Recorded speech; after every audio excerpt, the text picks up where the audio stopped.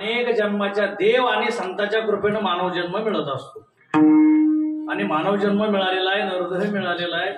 आता कोण कोणत्या टप्प्यात आला आपल्याला काय माहिती। कोणाचे 50 वर्ष राहिले असतील, कोणाचे 20 राहिले असतील, कोणाचे 10 राहिले असतील, कोणाचे 5 राहिले असतील, कोणाचे 2 राहिले असतील आणि कोणी रात्यातून बी जाईल। आता त्याचं काही सांगता येतं का?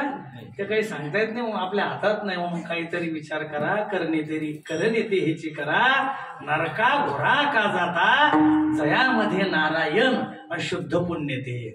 एवढं काम झालं पाहिजे।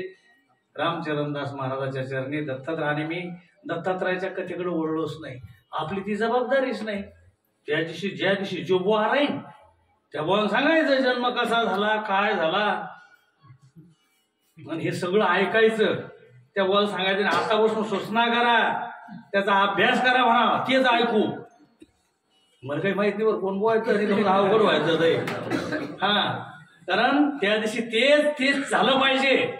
हा, आणि नेमका पुन्हा एक सांगतो तुम्हाला, तुमचा काला बी त्याच दिवशी काय करणार, एका जागी मिक्सर होत नाही। ती जन्म अगोदर झाला पाहिजे, नंतर काला असतो, कधी एका जागी होत नसतं ते। आता तुमचं नियोजन कसं आहे आम्हाला काही माहिती नाही। तर जन्म म्हणजे जन्म कसा काल्याचा आपण घेऊन कसं सांगणार, ते चरित्र तुम्ही सांगितलं जात नाही। ते त्याचे बंधन आहे, तुमचा पाच असा नियम असा पूर्वपार चालत तसं तुम्ही तुमच्या पद्धतीने ते करू शकता। झालेली सेवा दत्तात्रयाच्या चरणी नतमस्तक होतो, साधू संतांच्या चरणी नतमस्तक होतो आणि माझ्या सेवेला मी पूर्ण विराम देतो।